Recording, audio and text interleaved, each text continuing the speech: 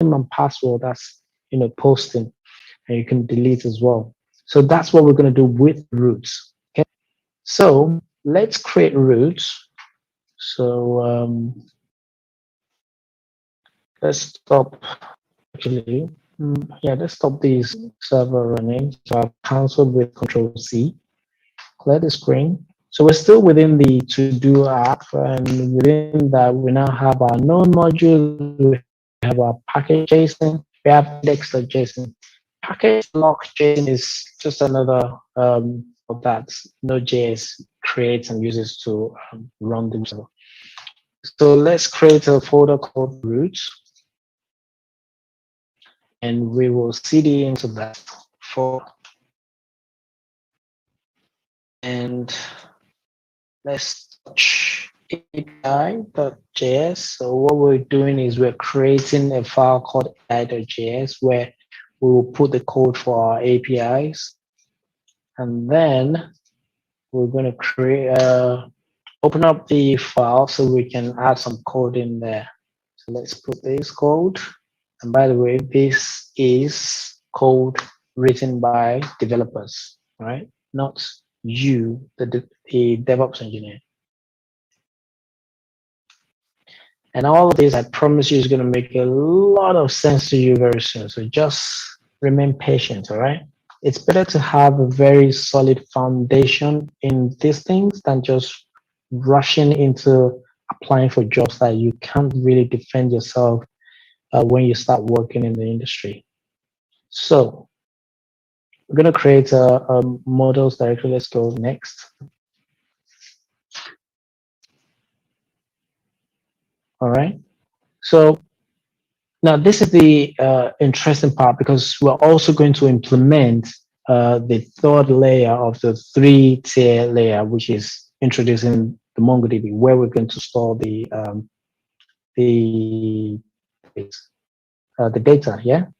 So there is a module called Mongoose that allows us to not only interact with the database, but also able to create schema on the fly. Remember when I talked about the RDBMS, where it uses structured data, and you have to create the table, the schema, and everything ahead of time.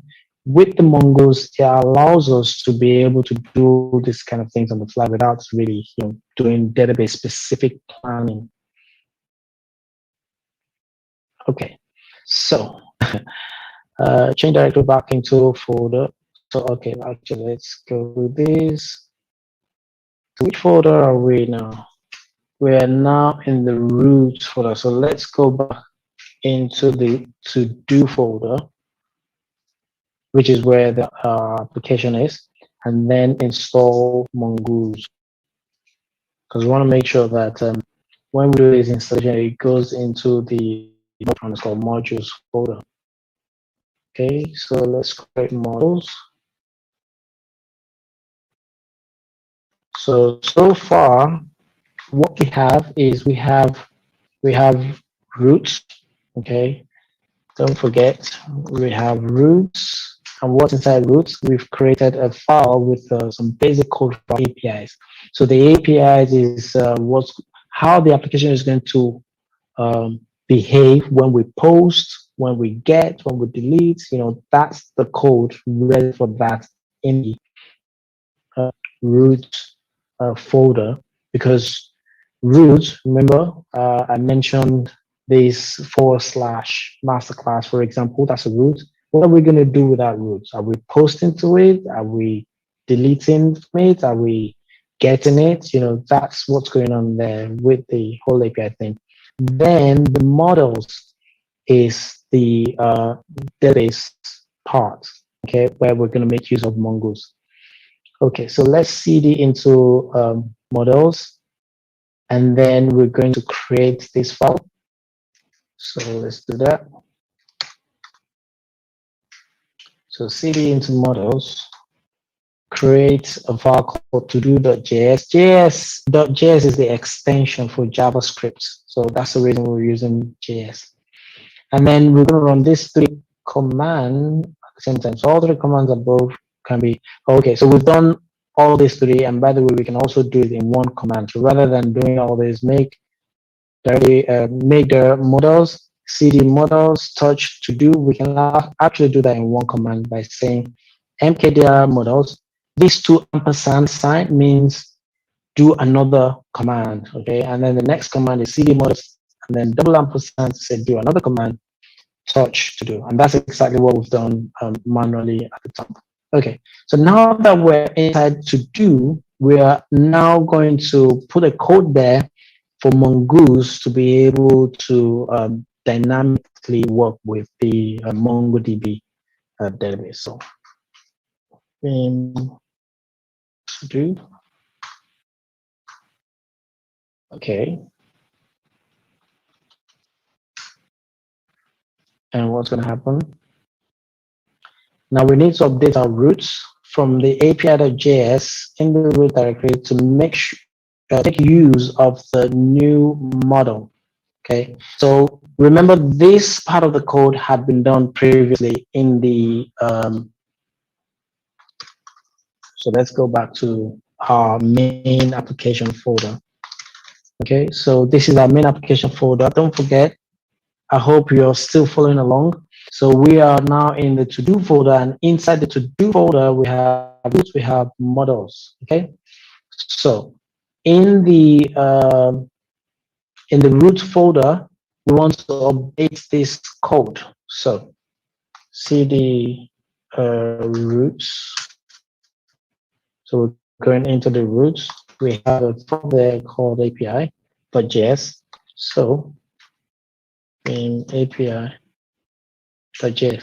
So we already put a code there before, and that was just like a dummy previously. And this is how collaborative work happens. It might happen just one developer who puts the layout of the application initially, and then another developer is then going to go ahead and update the code to begin to make use of the other libraries. And by the way, all of this, don't worry too much about it, okay?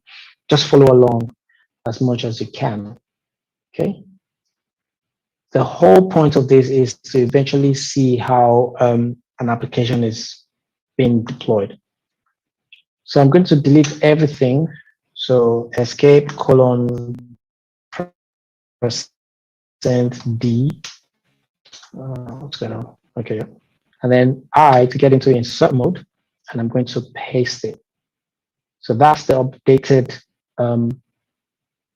code, because now it's making reference to models. Okay, so it's going back into models, and then I think it's the to-do file there. And this is the root for the APIs.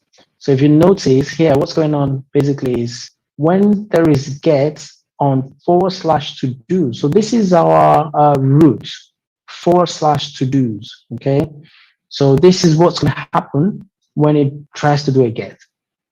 For /to-do, this is the part of the code that's going to run when it tries to do a post.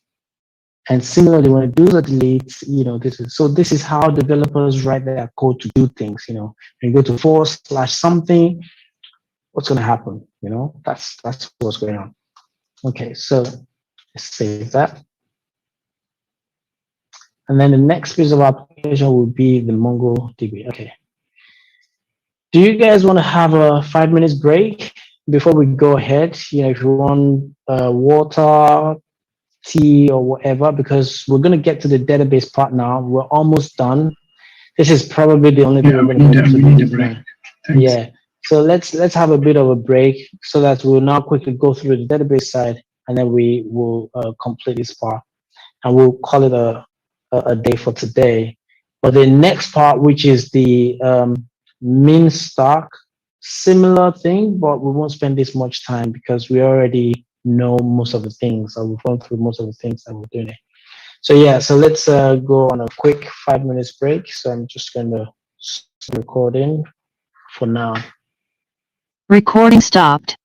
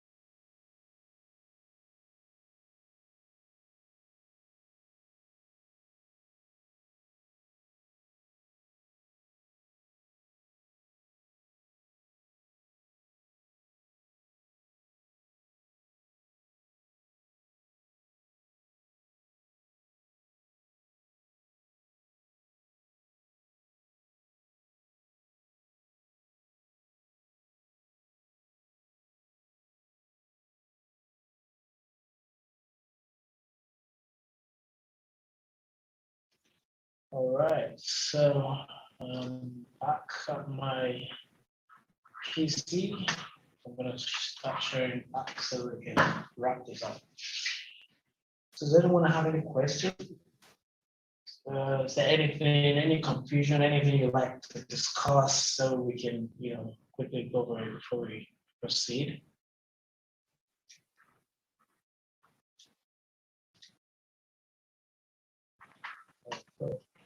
Okay, so let me read Slack and see what's going on there.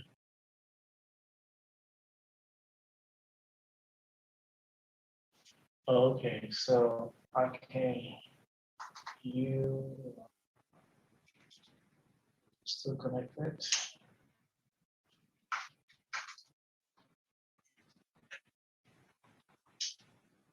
I hope you can hear me. I hope everyone can hear me. Yes, I can hear you and I can see your screen. Okay, thanks to Google for confirming that. So, moving on. Oh yeah, thank you very much. So, I keep forgetting that. Sorry, sir. Gary, can you use your earphone, please? Because we can't hear you properly anymore. Thank you. I forgot to put it back on as well. All right, so yeah, I hope you can hear me clearly now. Recording in progress. Okay, so I've started the recording and I'm going to hit the screen again.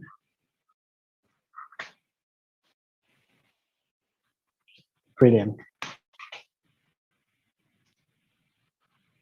Okay, so what we've done so far is try to implement the 3-tier, right? So we've seen the client side where we try to get to the app from the browser.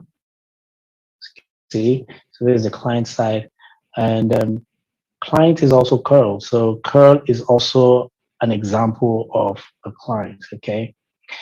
Then we've implemented the business logic side, which is the Node.js running on the server. Okay. But we don't have any data storing or pulling out from the database because all that's happening here is just the application hard coding welcome to Express in there. So now what we want to demonstrate is to be able to connect to the database, pull data, and do that kind of stuff. In this case, we're going to be using MongoDB. Now, MongoDB, as you know, is a document-based database. We can store JSON data structure, like you know what a JSON looks like. Let's just recap on that. So if I go back to to-do, okay, so in our to-do app, we have this package.json. Oops, not K. So this is an example of JSON data. So we can store this data in a MongoDB database. So that's the way it works, okay? And we can query it, get data out of it. And not only this kind of data, you can also put XML type of data to a whole Microsoft Word. You can put it there. It's unstructured and semi-structured data. You can just dump it in there. And then engineers can further try to work the data in a certain way if they need data back from it, okay? Now, with MongoDB, you can install it on Linux, just like MySQL or any other application, but there are organizations, companies, websites that run it as a service. So what it means is you don't have to install it, manage it, and do all those kind of things. They do all of that. They make sure it's up and running all the time. They make sure the performance is perfect. They make sure it's secure, and they put like a front end to it so that all you have to do is just connect to it, obviously create your database, and just connect to it. That's the end of it. Okay, and they take care of your backups, and if you need to restore, you can quickly restore and all those kind of things. So we're going to use that one of them um, to do that today. So let's open that up. No, not that. Okay, so if you don't have an account, you can actually sign up there. So this is MongoDB / Atlas ML Lab. We call it ML Lab, you know. Well, I already have an account. So if you want to sign up, you can just go there, sign up to have an account. You don't have to pay. And then just sign here.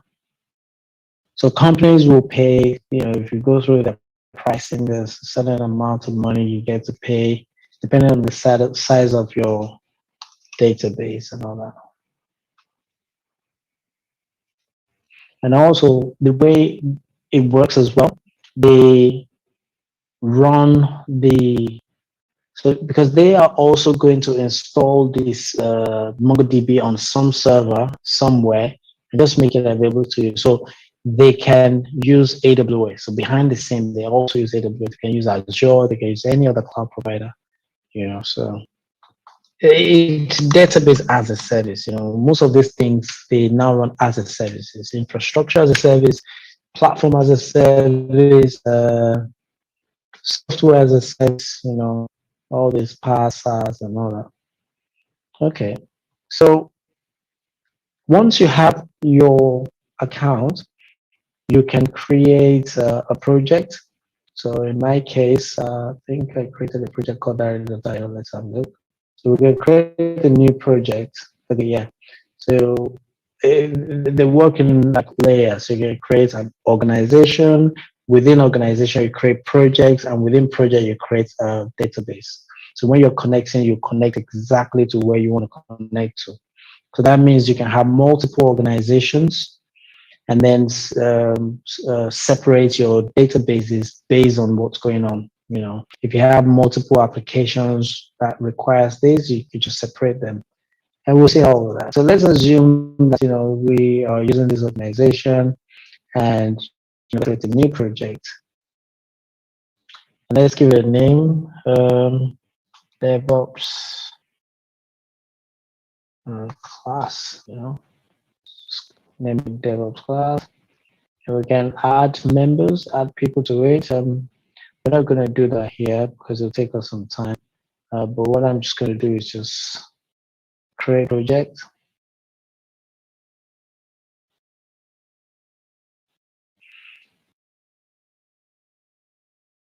And then now we can build a database. So let's do that. So build a database. In case we just want the free. So, you know, depending on what you're trying to do, you can have a dedicated infrastructure for your database, or you can use serverless. So serverless is another concept where there is no server running in code, and you know, we'll get to see that at some point as well. So let's just go to free tier.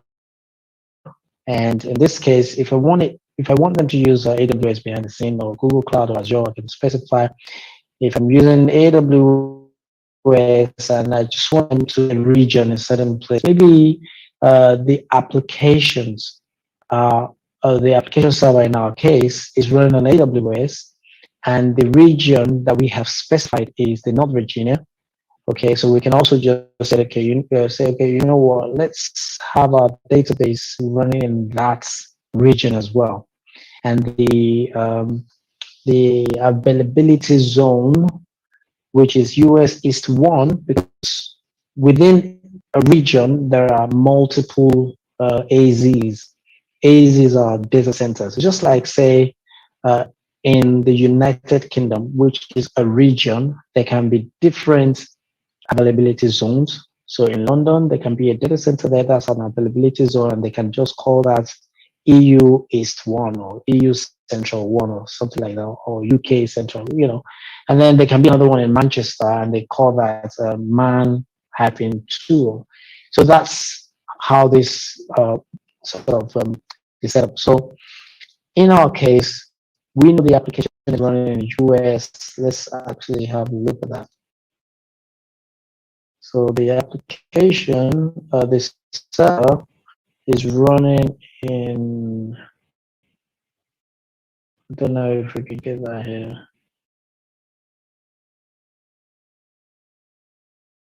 I don't know. Let's see. Availability zone. So there's yeah, there we go. US 1D. Okay. So in this case, if they have in US is 1D, we can specify that it's location. But in this case, we don't have that option. It might be because we're using a free, you know, the closer it is to the application, the better it be, so that it can be loosely between the application and the database. All right. So let's create the cluster, and because it's the free tier, the size is not really big. Now, cluster in the sense that we can have master replicas. So that's, in terms of availability, if one goes down, there's another that's available. You know, these are all infrastructure style things, okay, and it's relevant to databases as well. Okay, so we'll get to see more of that, so don't worry. So let's just wait for the cluster to be created. Let's have a look at the documentation. And if you're doing this for the first time, it might be different from how I've done it. So just go through these screenshots as well, you know, just in case something different. But the end goal is to have a cluster and be able to connect with it. So they have the concept of collection. So collection is like a table. So in databases, MySQL, for example, they have tables. In the case of MongoDB, they name it collections. Similar concepts, okay? So when you connect the database, you write data into a table. In this case, you write data into a collection. Let's refresh this.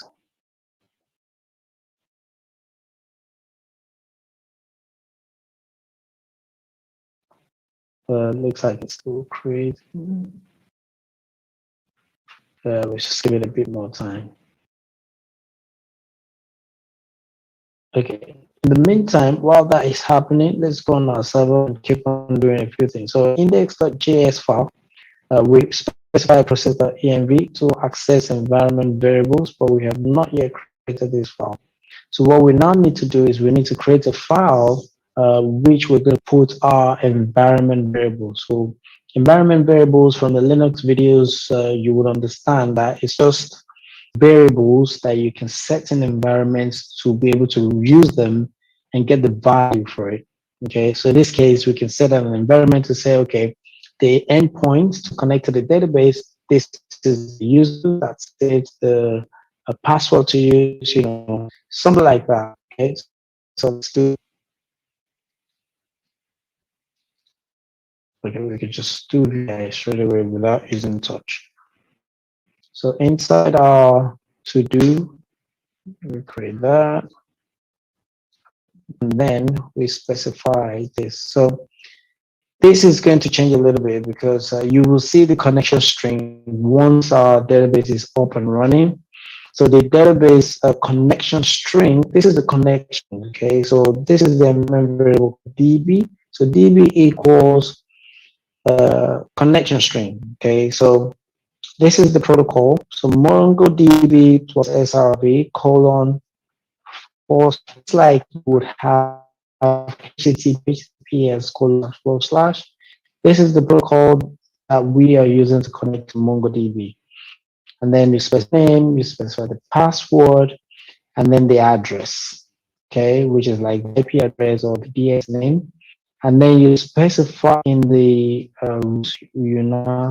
I don't mean root, ROT, I mean root in the case of ROTE. We just did that root in the JavaScript application code just now, right? In the case of the there's a root whereby you specify the name of the database connected to. And these are all the parameters that are being specified. So these, you don't have to think about it and say, oh, how am I going to know what to write to this? MongoDB is going to supply you that information. So let's just wait for this to be ready, right? So the database is ready, and to connect to it, you know, and what it's going to ask us to do is either add my current IP address. This is like setting the firewall. Remember security groups in AWS? We do that for the database as well to say, who do we want to be able to connect to this? So we want it to come from anywhere. So I can click on that. Okay, X000, which is anywhere. I can put a description, access from anywhere. Now, this is not best practice for your databases, especially. You don't want anywhere. You want it to be restricted to maybe the application, because if no one is supposed to connect to the database except for the application, we want to open it for everyone. So you allow only the application to connect to the database. You know, it's just a way to secure that as well. But this is for learning purposes, so it's fine. Create a database user. So let's create a user. You can say, I don't know, say that. Okay, Dare, and then let's just put a password. See if my password is secure enough. Create a database user. Okay, that works. And then it says you need your MongoDB user credentials in the next step. So choose connection method. So it's actually very nice because we're not any code. It's giving us, asking us what we want. We're clicking and we just, we'll keep going. So we actually want to connect from application. So depending on how we intend to connect, it will be able to tell us the country to connect to it. So I would choose connect your application, and as you can see, it's giving me exactly so I can copy this. I can just click on this to copy this. And by the way, if you notice here, it's asking which driver and which version. Now, if we, okay, let me see, before we go on, let me just quickly copy okay, let me just quickly copy this and just put it in there temporarily. We'll come back. So put the connection string. Actually, it looks like it needs to be in this format. Because it's an environment variable, it has to, we need to give it the environment variable a name and its value. So this is the name of the environment variable, which is DB, and the value is connection. Actually, okay, so it's fine. It needs to be quoted single quotes, and this is good. Yeah. All right.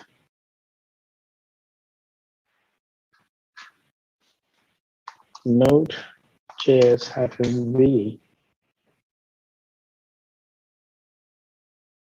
I thought we had actually Node-v. Okay, yeah.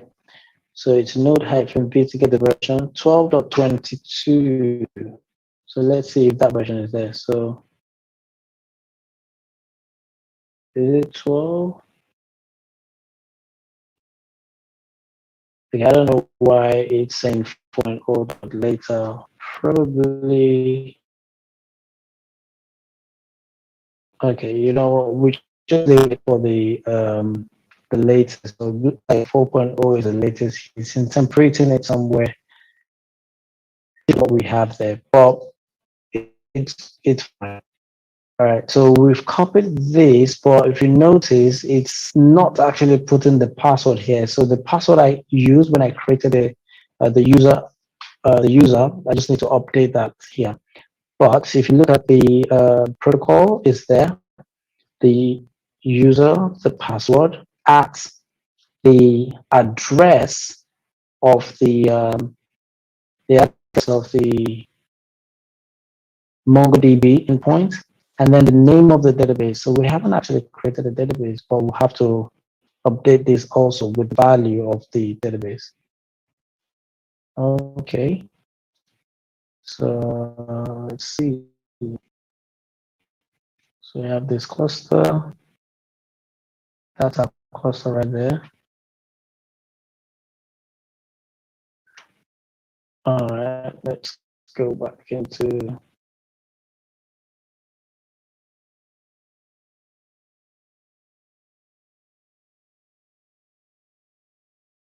Okay, so let's go back to update that. So let's put the password.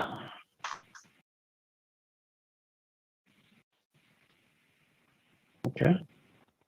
So in the case of the database, now because of the whole mongoose that we installed the other time, it's one of those things where even if the database doesn't exist, it's just going to create it for us on the fly. So I believe that's what's going to happen.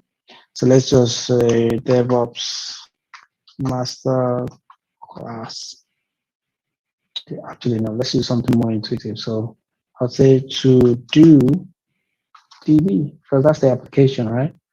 To do DB. And let's save that. Okay. Now, here we need to update our index.js because now we're going to have to make some changes to the application code, right? So the developers will go ahead and do that. And that's just because we're making use of the environment variable. So you can see here, it says process.env.db.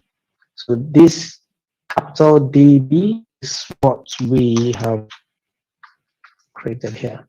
All right. So it's going to read that and use it to connect to it. So let's get this updated code.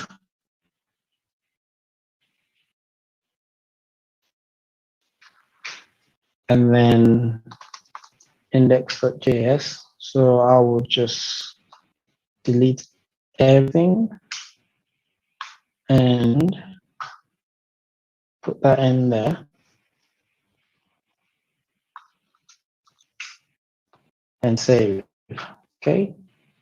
And we can go back and run our application, say node.js. So you see it says database connected successfully and the server is now running on 5000. Now if we go there and before I do if I refresh this, it says cannot get because we have a root called to do's. Okay, so it's still saying cannot get. Let's find out. Now we're going to use a tool called Postman to run this full API test. Okay, so because things are now getting a little bit different because they has to do with API. We haven't actually put front end code to it, and that's going to happen. Okay, so let's get Postman. I actually have Postman installed on my PC. So if you don't have it, you can install it. They also have a web version as well. So you can use their, what's it called? It's loading up on my PC, so I'm just going to drag it.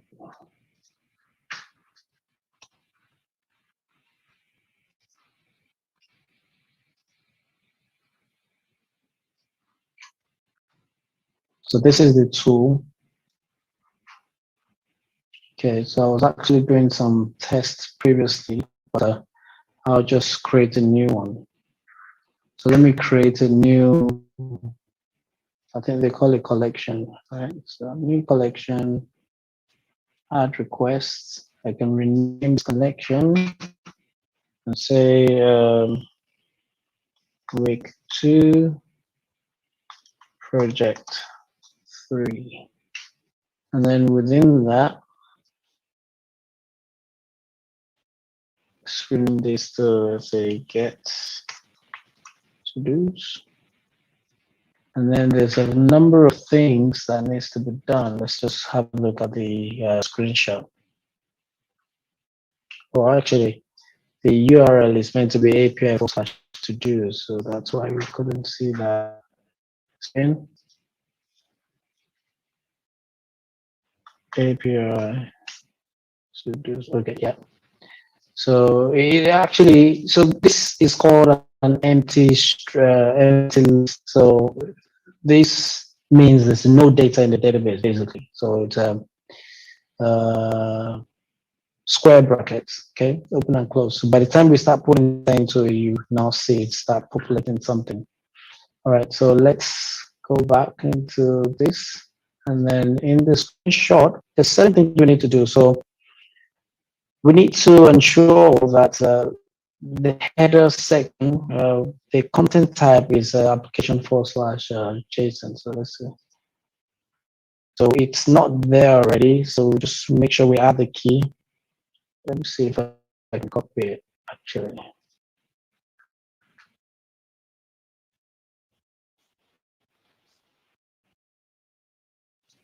Now, this tool called Postman is used mostly by automation testers. Okay, so when develop code, DevOps engineer pipelines to build, to test code, release, and all that. Now, as part of people working together are testers. So they write the test cases and different things that runs as per the pipeline to test the application. So they use this tool, a Postman, a lot to write their automation, and they can actually, the whole thing we're doing here, the GUI can actually done in code. They have their own language that they use. They can use JavaScript in between. They can use Java and all sorts of things, and they can run a lot of test suites. So don't worry too much about this Postman as well. Okay, it's just one of those tools used by people. But you have to use it on the basic side of things. You want to quickly test an endpoint, you want to quickly test an API, you can use it for things like that. Okay. All right. So Postman content type equals application JSON. So we need to have that. And then what we're going to do is there is nothing in the database, so we need to post there first. So let's do that. Let's post something. So Sunday, so let's go to the body and change this to post. And I think we have to use raw so that we can build our JSON. So action. Let's complete project 3 today. At least. This is a to-do, right? Let's see if this is going to work.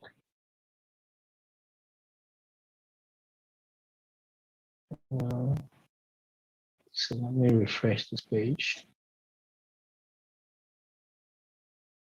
It doesn't look like it's anything. Let's see. Did he actually send? Oh, actually, we need to put the endpoint. Endpoint there. Let's copy the endpoint, paste it here, and send.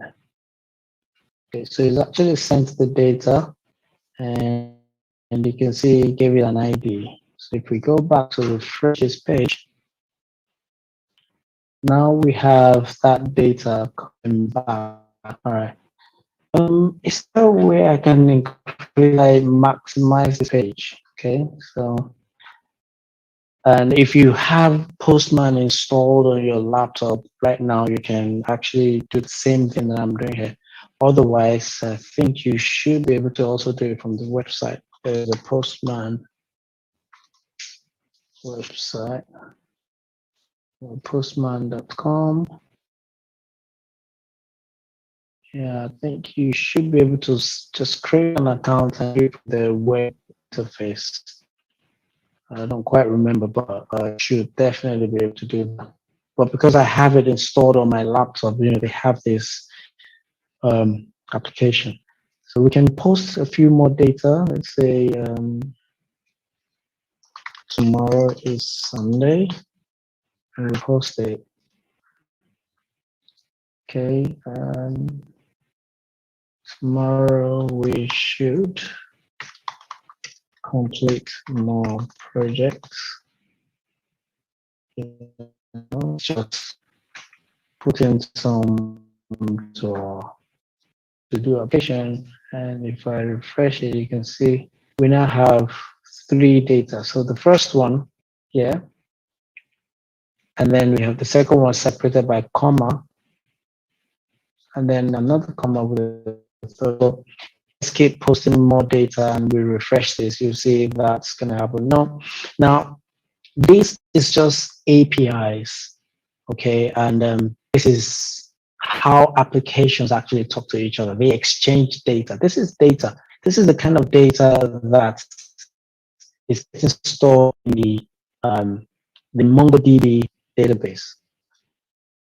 Okay, refresh this.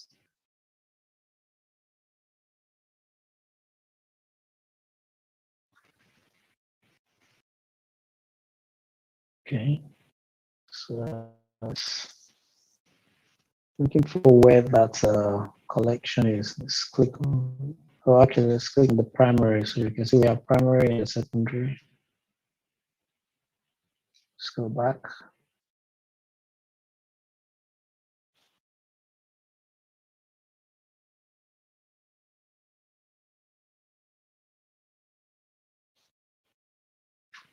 Okay, let's go to the primary.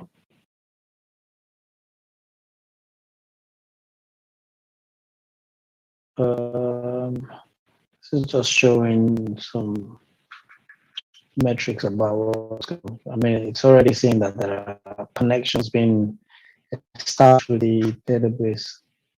I can't remember where the collections site is, but it'd be nice to see the data of that security.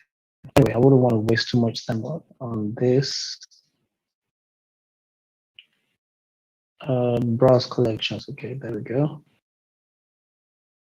All right, so you can see the to-do was created, and you can see the data that is getting stored in the database. And you can see this is what I was saying about semi-structured data.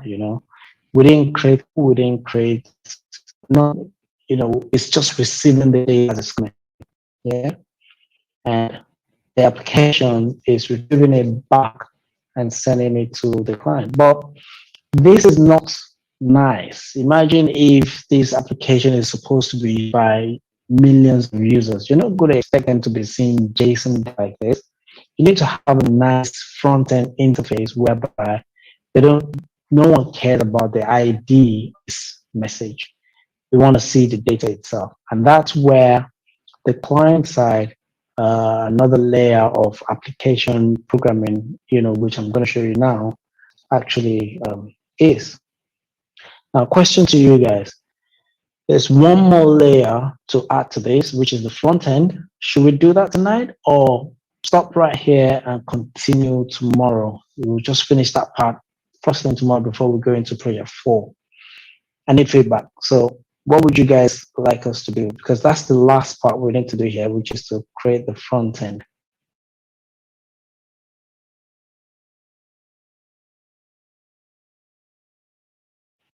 So someone has said tomorrow, so let's get more people.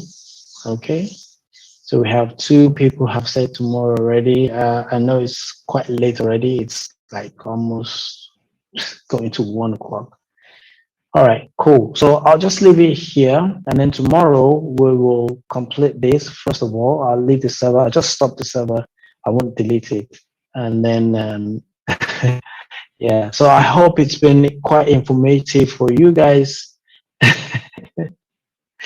Yeah, what's it say? Brain don't finish.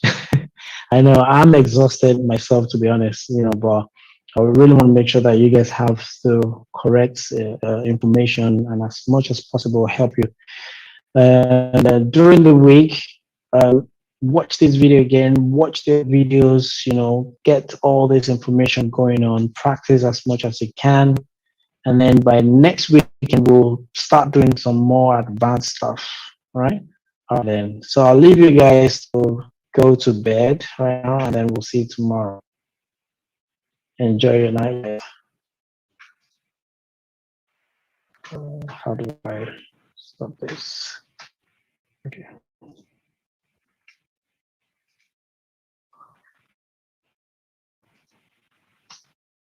Recording stopped. Okay. Good night, everybody.